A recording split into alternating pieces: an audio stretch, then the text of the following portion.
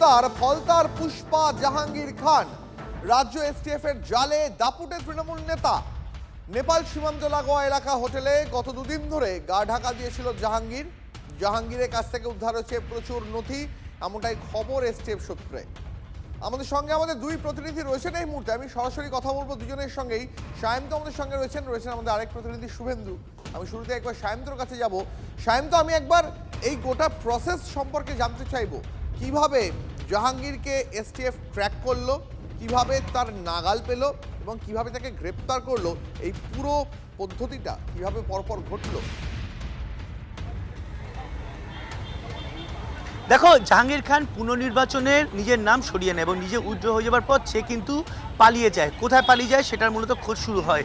এরপর যেটা এসটিএফ সূত্রে জানা গিয়েছে যে এই জাহাঙ্গীর খান যে নিজেকে পুষ্পা বলে দাবি করেছিল, সে কিন্তু নিজের পরিচিতদের বিভিন্ন ডেরায় ঘুরে বেড়াচ্ছিল এবং সেই জায়গাগুলোকে ট্র্যাক করতে সক্ষম হয় বেঙ্গল এসটিএফ এবং জেলা পুলিশের তদন্তকারীরা।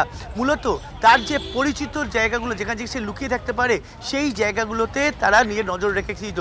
ভারত বা বাংলা নেপাল যে সীমান্ত, সেই সীমান্তের নিজের যে পরিচিত একজনের হোটেলে সে থাকতে পারে বলে দীর্ঘদিন ধরে খবর পাচ্ছিলেন তদন্তকারীরা। সেই মতো তারা দীর্ঘদিন ধরে সেই অংশের উপরে নজর রেখেছিল, আর তাতেই কিন্তু জালে মাছ উঠল, অর্থাৎ তদন্তকারীদের জালে পুষ্পা উঠল। মূলত যেটা জানা যাচ্ছে যে এই জায়গায় গত দুদিন ধরে সে লুকিয়েছিল এবং তার কাছে কিন্তু একাধিক নথিপত্র পাওয়া গিয়েছে। নেপাল সীমান্ত দিয়েতে অন্য কোথাও জায়গায় পালানোর ছক কষেছিল, আর তার আগেই এই বেঙ্গল এসটিএফ এবং জেলা পুলিশের তদন্তকারীরা তাকে গ্রেপ্তার করেছে। ইতিমধ্যেই তাকে কলকাতায় নিয়ে আসার ব্যাপারে তৎপরতা শুরু হয়েছে। যেটা জানা যাচ্ছে যে তার বিরুদ্ধে একাধিক অভিযোগে তার মধ্যে মারধর, লুটপাট আর ঘরে আটকে রাখা, জরিমানা আদায় করা একাধিক অভিযোগ রয়েছে। অভিষেক বন্দ্যোপাধ্যায় ডান হাত হিসাবে ফলতা এলাকায় নিজেদের ত্রাসের রাজত্ব কায়েম করেছিল। গত লোকসভা নির্বাচনে অভিষেক বন্দ্যোপাধ্যায়কে প্রায় 1,70,000 ভোট লিড দিয়েছিল এই ফলতার ত্রাস। সেই জায়গায় দাঁড়িয়ে এবারের নির্বাচনে কিন্তু সে সম্পূর্ণ চুপসে গিয়েছিল, কারণ কেন্দ্রীয় বাহিনী এবং নির্বাচন কমিশন যেভাবে কায়দায় মূলত এখানে ইলেকশন, যেভাবে মানুষের সুরক্ষিতভাবে মানুষ ইলেকশন করেছে সেই জায়গায় দাঁড়িয়ে, এবং এই যে পুরো প্রসেসটা, এই যে ধরা পড়ার আগে যে প্রসেসটা, তার আগে কিন্তু দিনের পর দিন কিন্তু বেঙ্গল এসটিএফের তদন্তকারীরা এবং জেলা পুলিশের তদন্তকারীরা পার্টিকুলার সেই অংশগুলোতে গিয়েছে। বিহার নেপাল বর্ডার সীমান্ত, বাংলা নেপাল বর্ডার সীমান্ত, এমনকি বাংলাদেশের যে ভারত বাংলাদেশ সীমান্তের যে অংশে জাহাঙ্গীর লোকাতে পারে বা পালাতে পারে সেই সব জায়গাগুলোতে নজর রেখেছিল, আর তাতেই কিন্তু সাফল্য মিলেছে বলে তদন্তকারীদের সূত্রে খবর। আমাদের আরেক সহকর্মী শুভেন্দু আমাদের সঙ্গে রয়েছেন এই মুহূর্তে। শুভেন্দু, আপনাদের কাছে ফলতার নির্বাচন পুনর্নির্বাচনের যাবতীয় আপডেট পৌঁছে দিয়েছে। আমি শুভেন্দুর কাছে একবার যাই। শুভেন্দু, জাহাঙ্গীর যাকে নিজেকে যে ফলতার পুষ্পা বলে ঘোষণা করেছিল, গ্রেপ্তার হয়েছে। আমি আরও একবার তোমার কাছে জানতে চাইব, এই জাহাঙ্গীরের বিরুদ্ধে স্থানীয়রা ঠিক কি কি অভিযোগ তুলেছেন এবং এখন গ্রেপ্তার হওয়ার পর কি বলছেন স্থানীয়রা? দেখো, তোমাকে জানিয়ে রাখবো, গত 19শে মে জাহাঙ্গীর খানকে হোটেল লড়াই থেকে সরে যাওয়ার পর থেকে তিনি কিন্তু একেবারে প্রকাশ্যে আর আসেননি। তিনি কিন্তু এলাকা ছেড়ে পালিয়ে গিয়েছেন এবং তার বিরুদ্ধে এই মুহূর্তে খুনের চেষ্টা, তোলাবাজি, ভাঙচুর, লুটপাট, ভোট সন্ত্রাস এছাড়াও সমস্ত রকম অভিযোগ রয়েছে। জাহাঙ্গীর খান গ্রেপ্তার হওয়ার পর থেকে ফলতার দিকে দিকে কিন্তু একেবারে উচ্ছ্বাস। তুমি দেখতে পাচ্ছ সাধারণ মানুষ, বিজেপির কর্মী সমর্থক, তাদের মধ্যে কিন্তু উচ্ছ্বাস দেখা গিয়েছে। আমি এই মুহূর্তে রয়েছি ফতেপুরে। তুমি দেখতে পাচ্ছ বিজেপির কর্মী সমর্থক এবং সাধারণ মানুষরা তারা রাস্তায় নেমে এসছেন। তারা চাইছেন যে জাহাঙ্গীর খান গ্রেপ্তার হয়েছে কিন্তু তার দৃষ্টান্তমূলক শাস্তির ব্যবস্থা করা হোক এবং রাজ্য প্রশাসন সেটা করুক। আমি কথা বলে নেওয়ার চেষ্টা করব। জাহাঙ্গীর খান গ্রেপ্তার হয়েছে, এখন এই মুহূর্তে আপনারা উচ্ছ্বাস করছেন, কি চাইছেন? জাহাঙ্গীর খানের চূড়ান্তমূলক শাস্তি চাচ্ছি আমরা। ফলতার বুকে দীর্ঘ 15 বছর যে ভয়ঙ্কর সন্ত্রাস চালিয়েছে, তার বিরুদ্ধে ওর শাস্তি হোক এবং কঠোর থেকে কঠোরতম শাস্তি হোক, এটাই আমরা চাই। কি অভিযোগ জাহাঙ্গীর খানের বিরুদ্ধে রয়েছে? এরকম জাহাঙ্গীর খান যত চোরগুলো আছে অনেক আছে, আরে সাজা চাইছি। যে টাকাগুলো মানুষের কাছে নিয়েছে, যাকে মেরেছে, যাকে চোখ কানা করেছে, বাড়ি ছাড়া করেছে, এদের বিচার জনসমক্ষে হওয়া দরকার। এটা কোর্টে বিচার হবে না, জনসমক্ষে বিচার হোক। আমাদের কোমরে দড়ি বেঁধে নিয়ে যেতে হবে, জাহাঙ্গীর খানকে কোমরে দড়ি বেঁধে নিয়ে যেতে হবে, আমাদের খুব ভালো লাগবে। একেবারে তুমি দেখতে পাচ্ছ যে কিন্তু যে এখানকার বিজেপির যারা কর্মী সমর্থক তারা কিন্তু উচ্ছ্বাসে তাদের দাবি যে জাহাঙ্গীর খানের চূড়ান্ত শাস্তি এবং তার বিরুদ্ধে যে সমস্ত অভিযোগ আমি আবারও কথা বলে নেওয়ার চেষ্টা করব এখানকার বাসিন্দাদের সঙ্গে যে আমি চাই আমাদের ফতেপুরের অঞ্চলে যারা কিছুই করতো না, এত চুরি করেছে তাদের যেন ন্যায্য বিচার হয়। পান্ডেদার কাছে আমরা অনুরোধ করছি যেন এইটা দেখে ফতেপুর অঞ্চলের সমস্ত চোরেদের সম্পত্তির হিসাব করে। এই যে অকাল হুলি চলছে, জাহাঙ্গীর খান গ্রেপ্তার হওয়ায় জনগণের যে উচ্ছ্বাস আপনারা দেখতে পাচ্ছেন। অ্যাকচুয়াল উনি রাজনৈতিক ব্যক্তিত্ব ছিলেন না, ছিলেন টেরোরিস্ট, সন্ত্রাসী। সমস্ত ফলতার সমস্ত দীর্ঘ 15 বছর এই অপকর্ম করে এসছে এবং বিভিন্নভাবে কলকারখানা থেকে মানুষকে তুলে মারধর করা, মেয়েদেরকে তুলে নিয়ে যাওয়া, বিভিন্নভাবে আমাদের এরকম অপদস্থ করেছে জনগণ। আমার একটাই অনুরোধ, সরকার যেন এই জাহাঙ্গীর খানকে জনগণের মধ্যে ছেড়ে দেয়।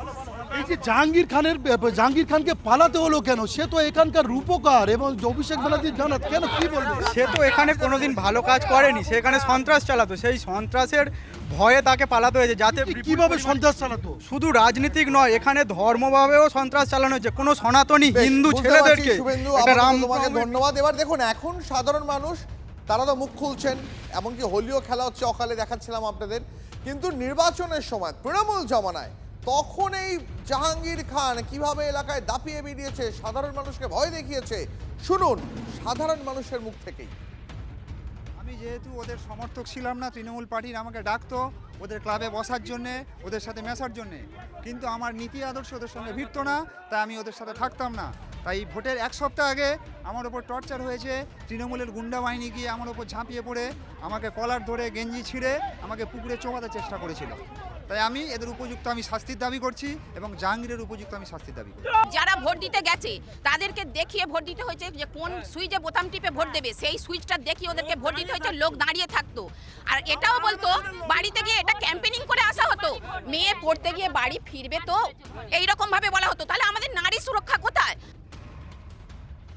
জোর জবরদস্তি, এই যে আমফানের টাকা, কোথায় ঘর ঢুকেছে তার টাকা, তার পাওয়ার যোগ্য তারা পাচ্ছে না। যারা বিধবা ভাতা তাদের টাকা পাচ্ছে না, যাদের ছাদ আছে তাদের টাকা পাচ্ছে। রাজু শিকদার, লালটু শিকদার, এর মধ্যে আরো 10-15 জন, হোসেন শিকদার, শোনো, এরা হচ্ছে জাহাঙ্গীর বাবু তৃণমূলের লোকেরা। হ্যাঁ, আমরা চাই গ্রেপ্তার হোক, শাস্তি হোক। আমাদের ঘর ভেঙেছে, সোনা দানা লুট করেছে।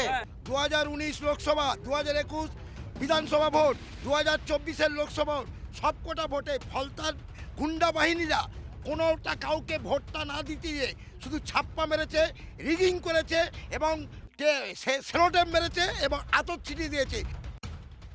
সাধারণ মানুষের বক্তব্য শুনলেন। এবার আপনাদের শোনায় ফলতায় নির্বাচনের দিন দুয়েক আগেও একেবারে গোটা এলাকায় ঘুরে ঘুরে যেভাবে কমিশনে নিয়োগ করা স্পেশাল অফিসার আইপিএস যিনি ছিলেন অজয় পাল শর্মা, তিনি গোটা এলাকা ঘুরে ঘুরে এই জাহাঙ্গীরের সন্ত্রাস থেকে সাধারণ মানুষকে রেহাই দিয়েছিলেন। জাহাঙ্গীরের পরিবারকে সতর্ক করে দিয়েছিলেন জাহাঙ্গীর যেন এই ভোটে কোনোভাবেই কোনো রকম সন্ত্রাস না চালায়। শুনুন। अगर किसी ने बदमाशी करी तो उनका कायदे से इलाज किया जाएगा। फिर अगर कहीं से खबर आ गई कि किसी ने कोई खुराफात करने की, किसी को परेशान करने की कोशिश की है, तो फिर उसकी खबर फिर अच्छे से लेंगे हम।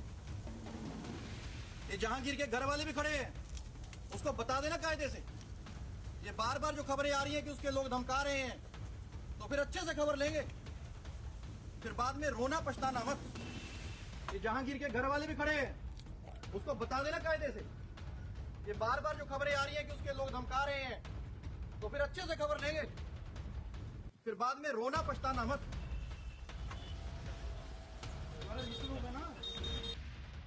তৃণমূল কংগ্রেসের নেতা কর্মীদেরকে এই ধমক চমক দিয়ে ভয় দিকে রাখতে পারবে না। উনি যদি নিজেকে সিংহ মনে করে সিনেমার আর্টিস্টে, আমরাও পুষ্পা, ঝুঁকে নেই। আমরা ঝুঁকবো সাধারণ মানুষের কাছে, আমরা ঝুঁকবো গণদেবতার কাছে। কোনো দিল্লির পুলিশ বা বিজেপির দালালের কাছে আমরা মাথা নত করবো না। ফলতার এই সহসিত পুষ্পা এই মুহূর্তে এসটিএফ এর জালে, রাজ্য এসটিএফ এর জালে একদা দাপুটে তৃণমূল নেতা এবং অভিষেকের ডানহাত বলে পরিচিত জাহাঙ্গীর নেপাল সীমান্ত লাগোয়া এলাকা থেকে তাকে গ্রেপ্তার করেছে এসটিএফ। তাকে ইতিমধ্যেই কলকাতায় নিয়ে আসার প্রস্তুতিও শুরু হয়ে গেছে। এবার আপনাদের শোনাই রাজ্যের নবনির্বাচিত মুখ্যমন্ত্রী শুভেন্দু অধিকারী তিনি নবান্নে ঠিক কি হুঁশিয়ারি দিয়েছিলেন এই জাহাঙ্গীরকে নিয়ে। কোথায় গেলেন তথাকথিত পুষ্পা নাকি নাম, ওই ডাকাতটা কোথায়? ওই ডাকাতটা কোথায়? যত অভিযোগ করেছে সাধারণ নির্বাচনের সময় সবগুলোর বিরুদ্ধেই ব্যবস্থা হবে। সব এফআইআর হয়েছে, গুন্ডামি করতে দেব না, নিশ্চিন্ত থাকুন।